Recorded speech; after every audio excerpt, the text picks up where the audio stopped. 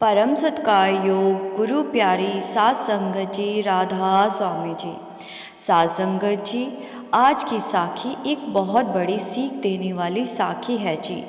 अगर आप साखी को अधूरा सुनेंगे तो आप इससे मिलने वाली शिक्षा से लाभान्वित नहीं हो पाओगे। आपसे विनती है कि साखी को पूरा सुनने की कृपा करें जी। बड़े पुराने समय की बात है। उस समय कोई आधुनिक बाज़ार नहीं हुआ करते थे और जब किसी ने कोई सामान खरीदना हो तो सप्ताह में एक बार बाज़ार लगता था, जिसमें आसपास के गांव शहर के लोग इस बाज़ार में जाकर सामान खरीदने के लिए आते थे। वहीं किसी गांव में एक परिवार रहता था, जहां एक पति पत्नी अपने 2 बच्चों के साथ रहते थे। पति ने पत्नी से कहा कि गांव के बाहर साप्ताहिक बाजार लग चुका है, अगर कोई सामान मंगवाना है तो मुझे बता दो, मैं आते हुए लेता आऊँगा। उसकी पत्नी ने सामान की पर्ची बनाकर पति को पकड़ा दी। जब जाते हुए उस आदमी ने अपने बच्चों से पूछा कि बच्चों, तुम्हारे लिए क्या लेकर आऊं? तो बच्चों ने खिलौने लाने को कहा। वह आदमी चला गया और जो काम करना था वह काम करके बाजार में आ गया। जो सामान की पर्ची उसकी पत्नी ने लाने को कहा, उसने वह सामान खरीद लिया और बच्चों के लिए कुछ खिलौने भी ले लिए। सामान लेकर जब वह वापस घर को आ रहा था तो उसने देखा कि एक बाग के बाहर एक तोते बेचने वाला बैठा हुआ है। जब उसने तोते देखे तो एक तोता बहुत सुंदर था। वह तोता दिखने में बहुत ही प्यारा लग रहा था, क्योंकि वह तोता बोलने वाला तोता था, इंसानों के साथ बातें भी करता था। उस आदमी को वह बहुत पसंद आया। उसने उस तोता बेचने वाले को 4 आने दिए और वह तोता खरीद लिया। वह तोते का पिंजरा लेकर घर आ गया। पत्नी को घर का सामान दिया, बच्चों को खिलौने दिए, लेकिन जैसे ही बच्चों ने उस तोते को देखा तो बच्चे खिलौने छोड़कर तोते के पास आ गए। बच्चों को खिलौने से ज़्यादा वह तोता बहुत पसंद आया, क्योंकि वह तोता बोलता था, बातें करता था। 2-3 सप्ताह वह तोता उनके घर रहा। जब 3 सप्ताह के बाद दोबारा उस जगह पर बाजार लगा तो उस आदमी ने अपनी पत्नी को कहा कि कोई सामान मंगवाना है तो लिखकर मुझे दे दो। पत्नी ने सामान की पर्ची दे दी। जब वह जाने लगा तो तोते ने कहा कि मैं एक संदेश भेजना चाहता हूँ, क्या तुम मेरा संदेश दे आओगे? उसने तोते से पूछा, बता तेरा क्या संदेश है? तोते ने कहा कि जिस बाग के बाहर से आप मुझे लेकर आए थे उस बाग में आप जाना और वहाँ पर मेरा साथी तोता आज़ाद घूम रहा होगा। आप उसको जाकर कहना कि उसका साथी पिंजरे में कैद है, रोज़ दुख सहन करके जी रहा है और तू बाग की सैर करता है और मौज करता है। वह तुम्हें याद करता है, रोता रहता है। क्या कोई तरीका है कि वह पिंजरे में से आज़ाद हो जाए? क्या ऐसी कोई तरकीब है जिससे वह भी तुम्हारे साथ अपनी मर्जी से जब चाहे उड़ सके? तुम मेरा यह संदेश बाग में जाकर सुना देना। उस आदमी ने कहा कि बड़ा कमाल का संदेश है जो इस तोते ने अपने साथी को दिया है। वह संदेश लेकर बाजार की तरफ चला गया। ज़रूरी सामान खरीदकर वह उसी बाग में गया।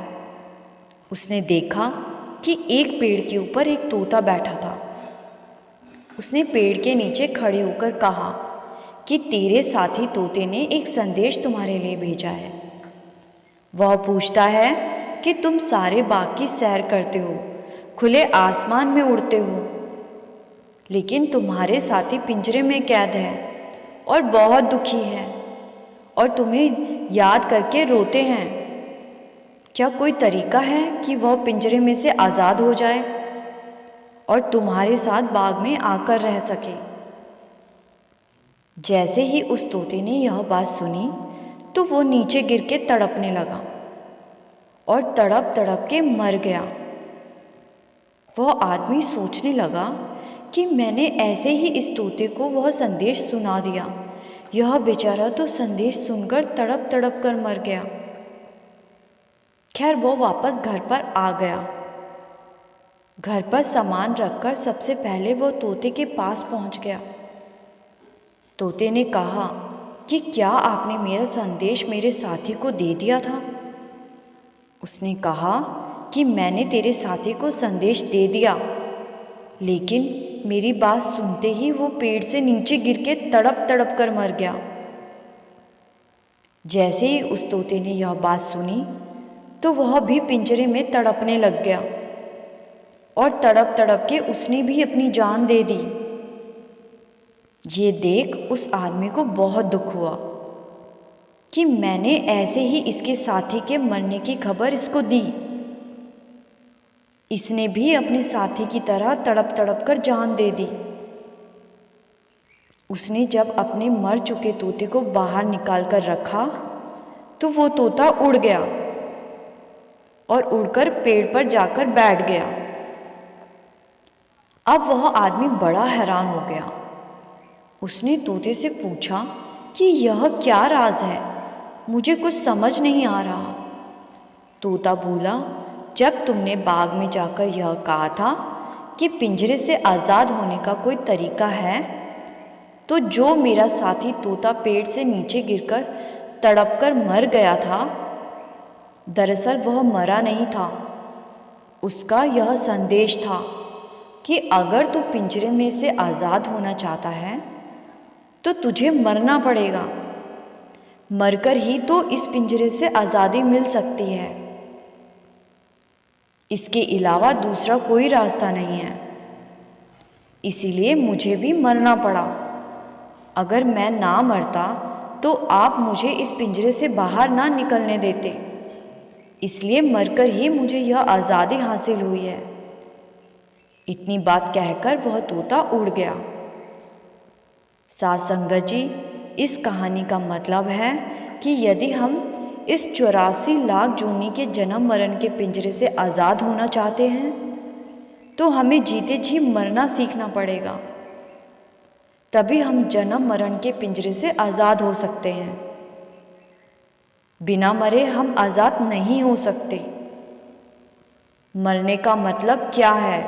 गुरु साहब ने बताया है कि 3 तरह का मरना होता है। पहले मरना तो है स्वाभाविक मौत।